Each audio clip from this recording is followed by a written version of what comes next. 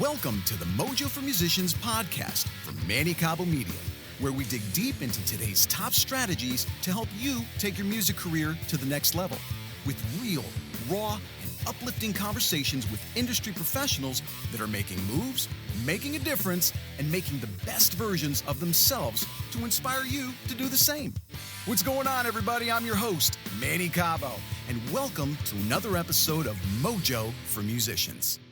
All right, welcome back, Mojo Maniacs, to another rockin' episode of Mojo for Musicians, the musical source of inspiration. And as always, I got to thank my community of listeners and sponsors and all of you out there that make this show possible. So please continue to rate, review, and subscribe to the podcast so I can keep inspiring our artists.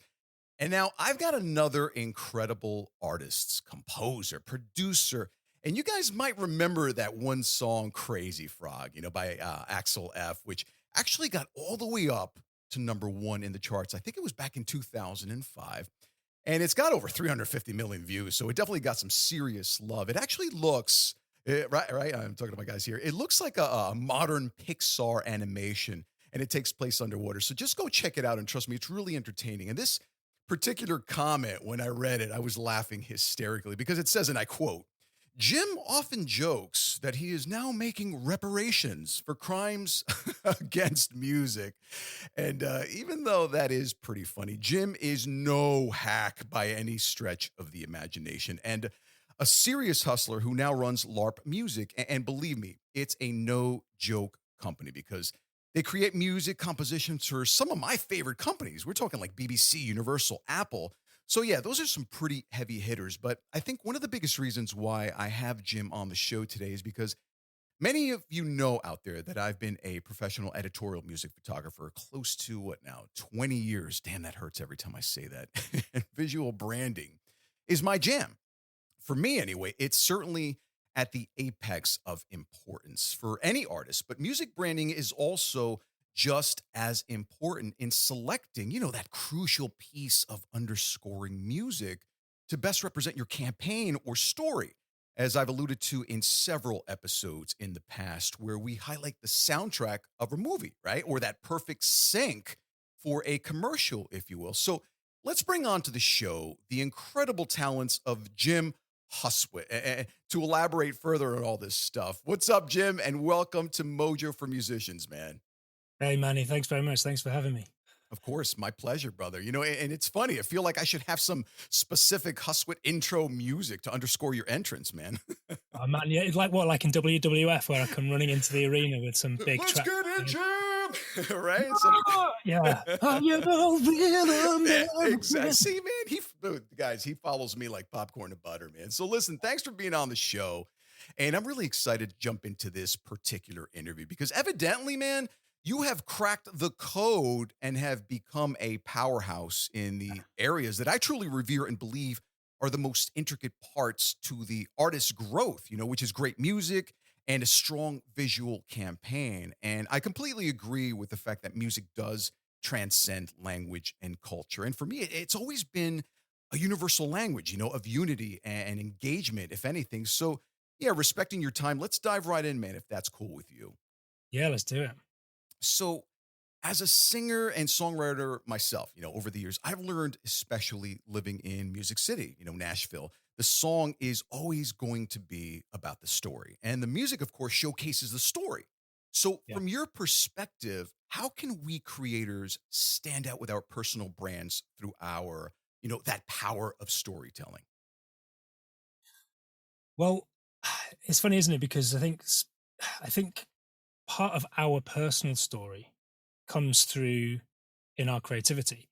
So, as a singer, whether that's you're a singer-songwriter or you're writing instrumental music, it's like everybody has a unique creative voice. Mm-hmm. And I think that creative voice is a little part of the personality of the person that sort of shines through in everything they do. And it's, some people sort of talk about, but you can't do anything truly original because everything's been done before. Right. But I think, we're all So I kind of have this conversation a lot with people, and there's this period between sort of ages of 10 and maybe 25, 30 are the kind of musically formative years of our life where everything we hear is informing what we do. Like I Right. trace my musical journey from like, it started off as kind of like metal with Rage Against the Machine and Metallica, and then and Yeah. somehow got into like Jamiroquai, and then got into 70s funk and soul. So all of those different influences have inspired me and inspired, my creativity. But there's obviously the combination of those influences is always going to be different, and Mm. then what I draw from all of those unique influences is always going to be different as well. And so then I repackage that into something, you know which is hopefully unique, I think tells my story, tells our story. But as well, I think it's always interesting as well, isn't it? It's like the story, people are always interested in story in terms of how it relates to them.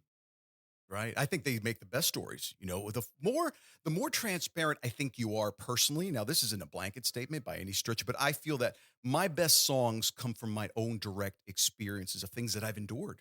Right. Correct me if I'm wrong. I mean, there's different sides to the story, of course, and some people just write out of inspiration of other people's stories.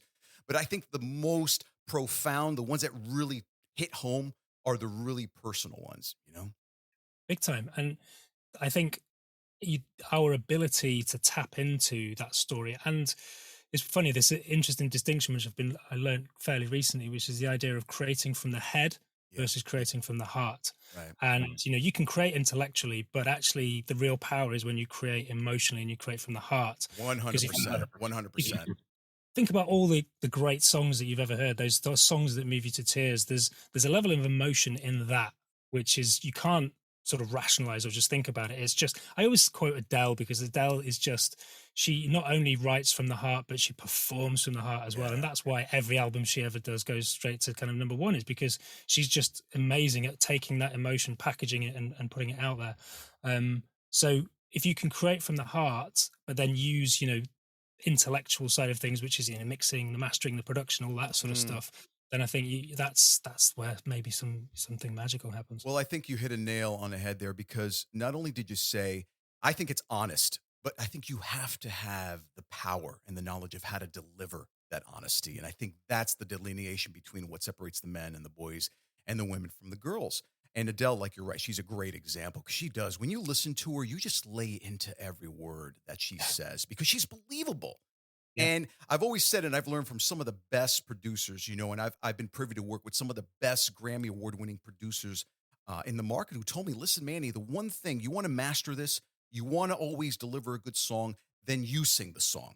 Don't let the song sing you.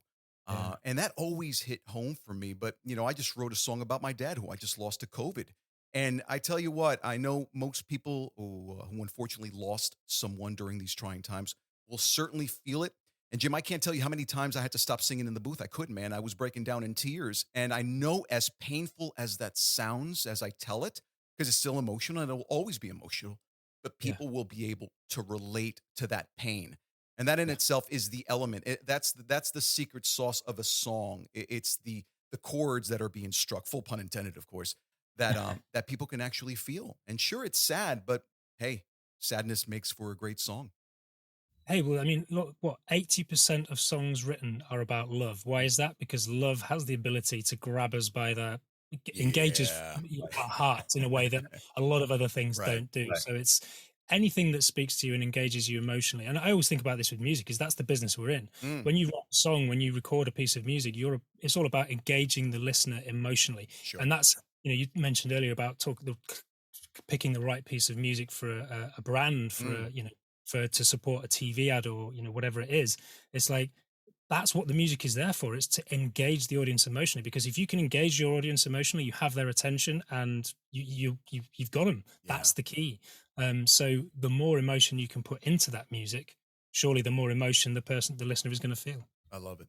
I love it. Now, let's move on to the next question. This is a great segue, because with the success of Crazy Frog, right? And Yeah. sure, many people think it's quirky, right? I love it, because like I said, I'm a big avid watcher of animations, and the soundtrack makes perfect sense, and it's so catchy, right? It's like, it's so Axel F. I mean, who can't remember the iconic do do do do do do do? It's timeless, right? Yeah. So Jim, let's draw the curtains here, right? Give me that behind the scenes process of what you did to get Crazy Frog to a #1 hit song on the charts. And the second part of that question, the difference between working on your business and working for your business, so we can understand the process, especially for the artists listening in. Yeah, sure. Well, Manny, I would love to tell you that there was some complex strategy which was drawn up over months and then successfully implemented meticulously over time. Right, right. But with the Crazy Frog, it was really a case of if you throw enough shit, some of it'll stick. And Exactly. it was it. It's that weird thing. Is like everybody wants to create a viral video, but Right, if anybody knew how to create viral videos, they'd be doing it all the time. right. Crazy Frog was this kind of weird phenomenon, and it tapped into something in that moment. And I still to this day could not tell you what that is, but it tapped into something. Tie in that repetition. So certainly in the UK, you couldn't turn on the TV without seeing the Crazy Frog during an Right, ad break, right. usually twice. So there's the repetition. They were also spending so much money. I think this is a lot of people don't, there's always that story about the band that breaks through and it's like, oh yeah, they were like totally unheard of and they just literally broke through. Sure, sure, sure. It's so that doesn't happen. It's like there's always a record label pumping in, hundreds and hundreds of thousands of dollars into making any band. I once asked, I can't remember the name of the record label. I said, what's the key? What is the crux of running a record label? And he says, just piling up a load of money in the middle of the room and setting fire to it. Because you have to invest a lot of money in breaking an artist and certainly sort of getting, #1 or the equivalent Yeah. now. So with the Crazy Frog, it was no exception. Like we were throwing the kind of money against TV advertising. So obviously you're getting this mass market coverage on television. And then obviously as soon as the track comes along, which is because the Crazy Frog existed on his own, just a guy going ring ding ding ding. Right, right. Then tie that in with the Harold Faltermeyer track from Beverly Hills Cop, and you've got this kind of cool recipe, and it's just repetition, repetition, repetition, and Now, Jim, let me cut you there. I mean, would you mind disclosing, if you can, like, give me an idea, dollar amount, what you guys spend? Now, the reason why I'm posing this question, because when I was on NBC's The Voice, right, they told us that if we were to literally delve into our own bank account to advertise for this performance that we're about to do 90 seconds, we would actually be spending 1.5 million estimated dollars on our marketing campaign. So am I in the ballpark there? so honestly, I couldn't actually tell you how much we spent on that campaign. Hmm. It was just money was just getting burnt. What I can tell you is that one TV ad at a specific time, it was like it's not the Super Bowl. I can't remember what it was like Saturday night prime time. One TV ad was bought for £1 million, which would be sort of like Wow. 12, 1300 US, Right, and right. that was going on for months and months and months. So it would be in the millions. I've got no idea. But it's the sort of it's the kind of flywheel effect. It's like all of a sudden, Crazy Frog's doing well online, and then all of a sudden it's Hmm. doing on TV. Then you've got the song on the radio, and it just all feeds into it, and it kind of gets this crazy momentum where it just keeps flying. And Yeah. yeah, I'm sorry. No, man. Listen, I'm glad you said that, because the whole point of why, and I've had this conversation at nauseum with people, it's like you cannot create with just the end game being a financial gain. You got to do it because you love it, Sure. and whether it rains or shines in your pocket, it doesn't matter. Sure, if you're making the revenue and the ROIs are incredible, then fantastic. More power to you. But at the end of the day, let's face it, most videos don't go viral. Most songs don't go viral. Most people don't get a record label. So there's got to be this level of contentment that you have with just creating and enjoying the creative process. And that's why I wanted to ask you the second part of that question. Like, what's the difference, working for your business, right? And Yep. working on your business, because they're tightly niched right there. They're tightly linked together, I should say. But Yeah. there's a certain degree of separation. And when can you tell there's that separation? When do you get to that point and make that Sure. decision? Yeah, it's a good question. So I think with the with us creatives, Mm, the tendency is the focus is on the creating, the purest, just sort of creating because we love creating. It's art. It's art at the end of the sure, day. sure. And so many people, myself included, sort of basically just want to do that all day. If I could just make music all day, every single day, I would be Oh, are you very kidding me? Of course. I'm right there with you, man.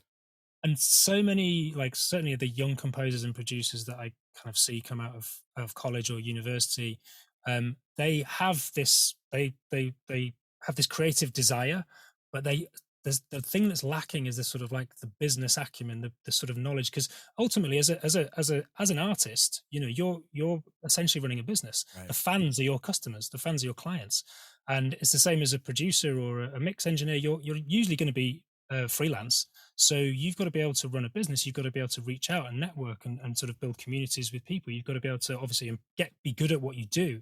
But I think the difference is, so taking, for example, me as a composer and producer, when I'm making music, I'm working for my business. My business is the business of creating music, musical output. So me making music, that's me working for my business. Mm.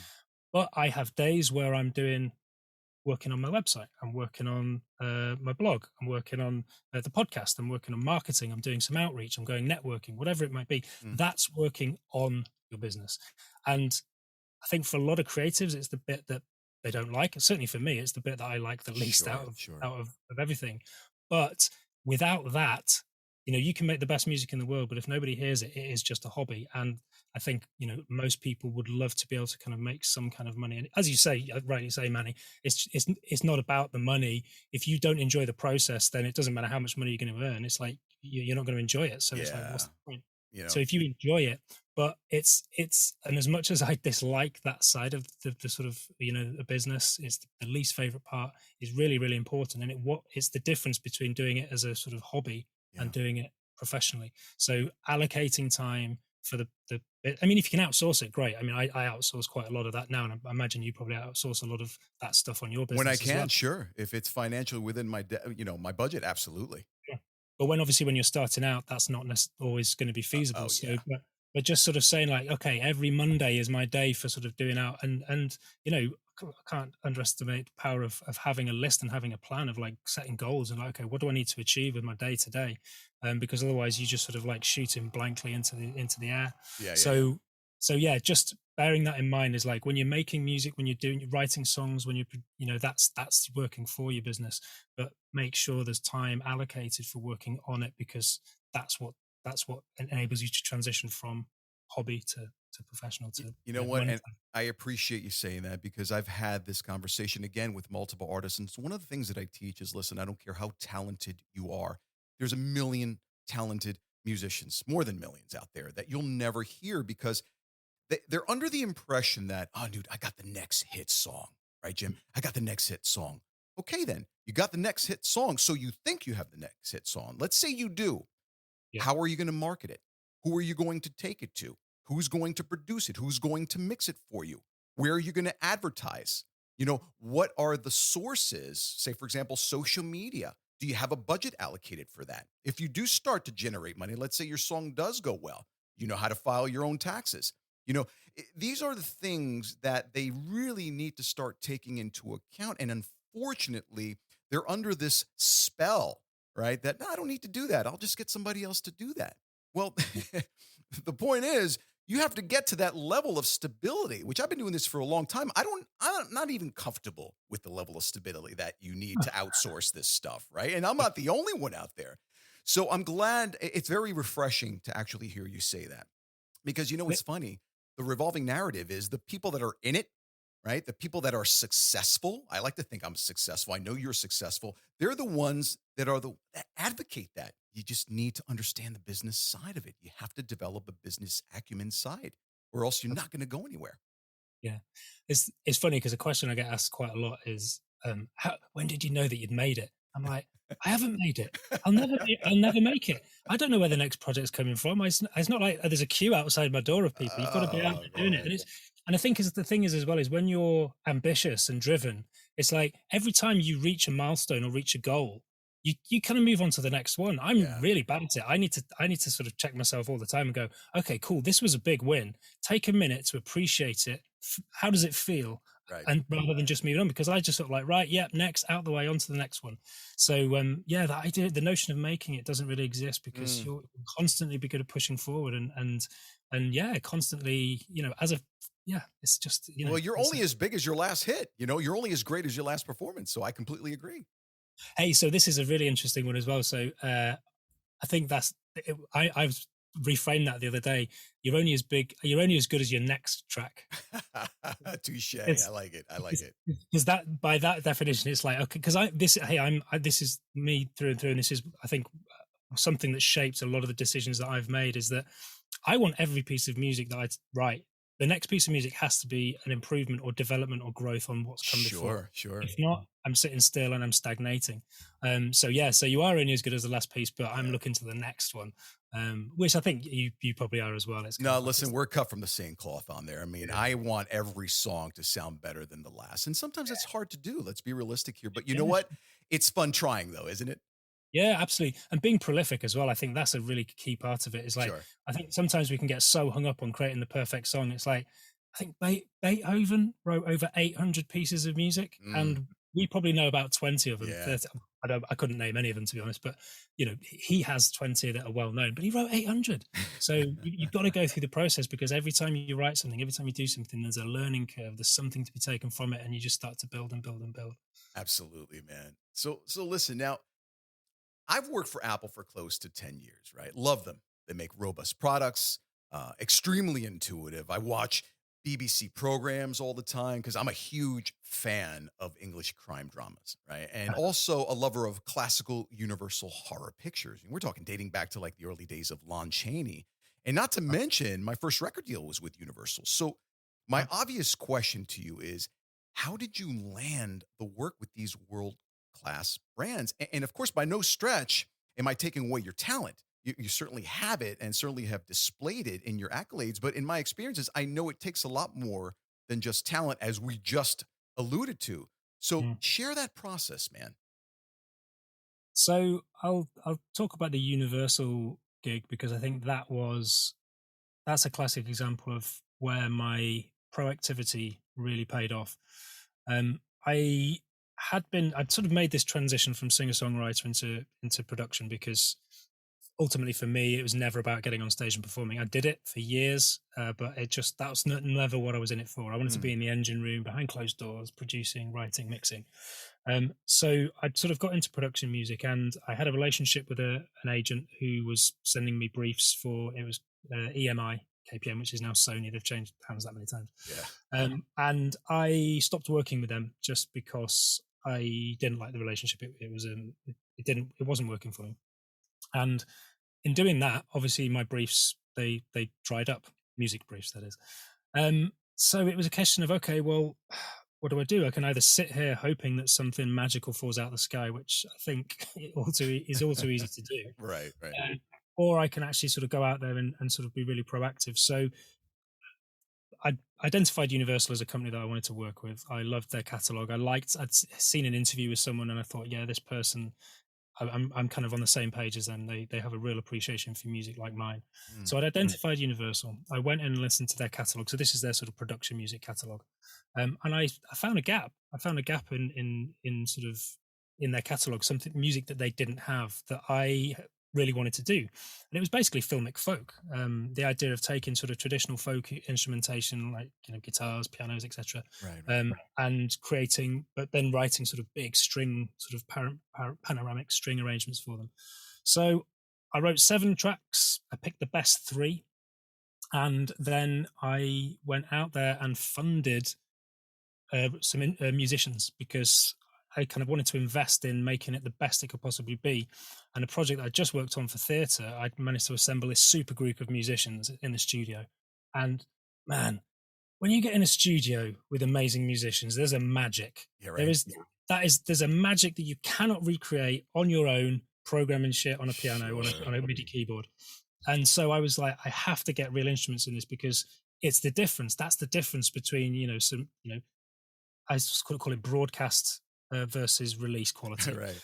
Release quality music sounds amazing because it's amazing musicians making incredible music. And I play several instruments, but I'm never going to be as good as a session bass player or session drum, etc. So anyway, got into the studio, got real cellos. I mean, I didn't have an orchestra, so I was multi-tracking, getting the cellist to play the Yeah, same sure. things. Of course. I get it. Um, Yeah.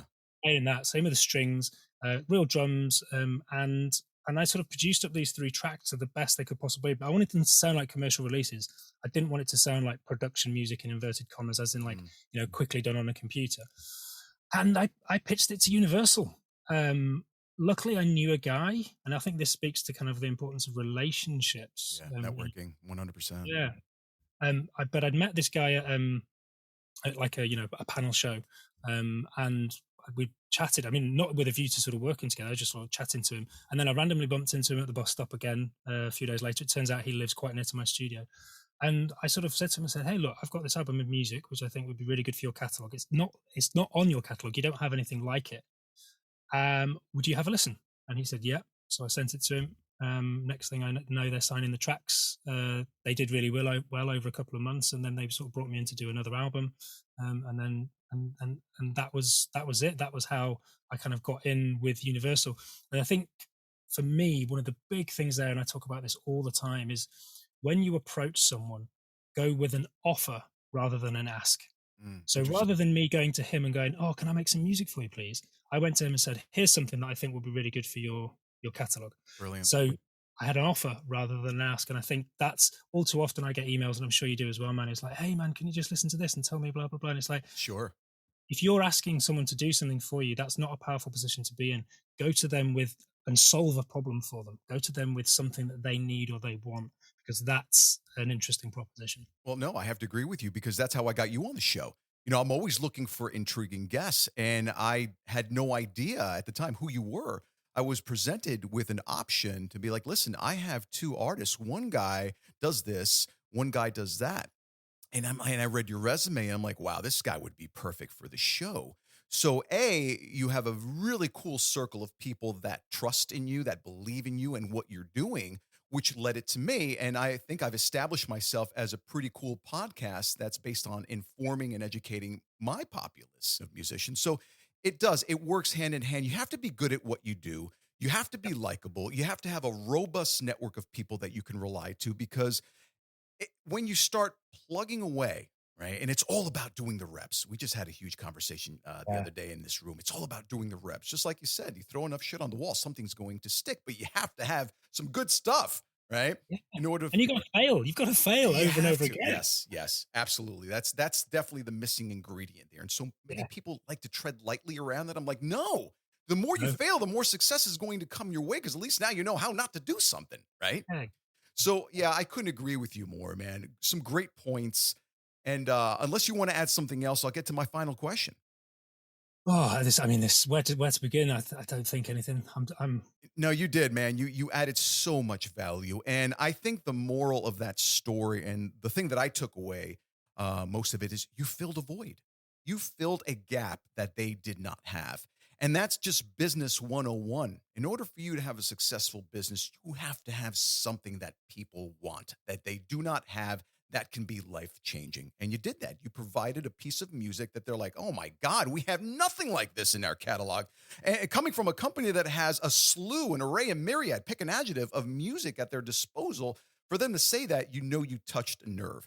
And that's essentially what you have to do. So this one's going to be an easy. This is my signature question of the show, which is what's your mojo? Like what gets you out of bed? And I know the answer because you've basically elaborated on it with these, three questions that I've asked you, but everyone has something within them that says, no, I don't care how bad it gets. I'm going to keep doing this. So what's your mojo?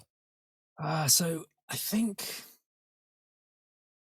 for me, like what these like three of the most important values in my life are: one, freedom; two, creativity; Mm, and joy. It's like, I think this is why I kind of quit everything. I left the marketing world of marketing Crazy Frogs, and yeah. I pursue Yeah. music because I'm a purist, and I'm sort of like, if I'm going to spend a third of my life working, I want to do something that makes me feel energized and alive, and I get off on. So it's that Mm, creativity, it's the freedom. I'm freelance, so I can, I don't have to ask anyone if I can go to the toilet or go on holiday or whatever. I can do whatever I want all the time. I mean, the downside of that is that, when I do go on holiday, I'm not getting paid, and you've got to be constantly looking for the next gig. yeah. But yeah, and I think for me, it's just all about kind of an exploration of my imagination. How I just get lost in this flow state. And this, flow state is just the idea is when you just stop thinking. You just get lost in this process, in this Yeah. beautiful, magical process. And for me, that's making music, and that's my happy place. That's where I get to explore my imagination. It's what brings me joy, and I know that if I can kind of create every day, even if it's like, just for now, and even recently I've started doing oil pastels. As a random sort of like Oh, intuitive nice. art as part of a course I was doing, and that's really cool as well. So even if I don't Right, get a right. chance to do some music, if I just sort of spend half an hour, and I set a time limit as well. And actually, what I've started doing is applying that to music. So I'm going to an hour every morning. I just sit down for an hour and write a piece of music. It might be complete crap and I throw it away, or it might be great and I keep it and it becomes an idea for a new piece or whatever. But yeah, I think the special sauce is just it's just that freedom, that creativity, and it's got to be bring me joy. If it doesn't bring me joy, then what's the point? Well, listen, you get no I think I arguments would. from me on that level. Absolutely. And you know what? We all need an outlet. You're doing these paintings. Yeah. I do my photography. Sometimes I do my meditation. So I think it's a must have. People call them distractions. Yeah. I call them must haves because you cannot, I don't care how much you love something.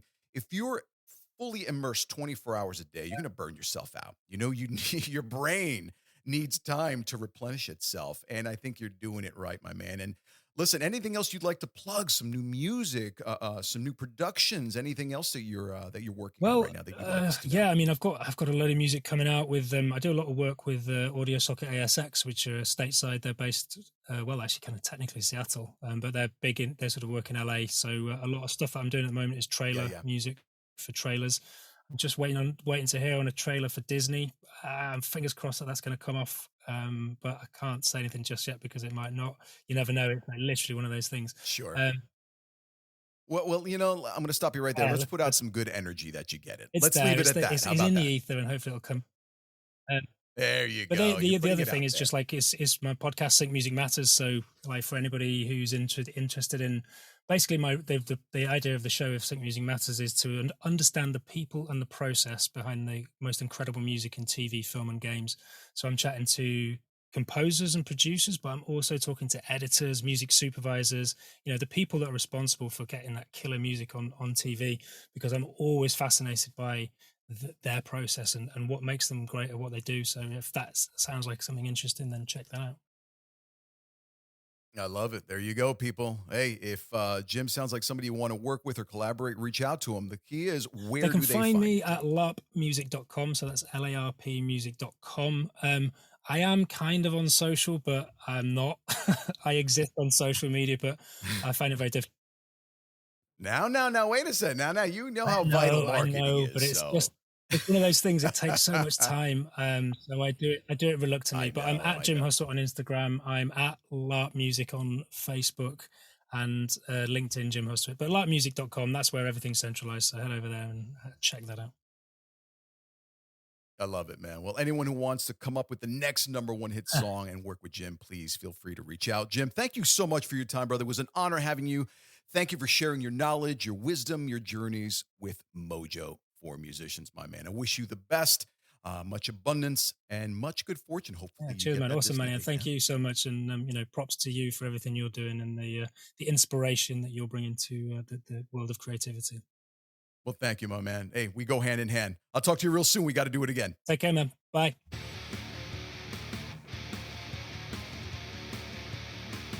This has been a Mojo for Musicians podcast.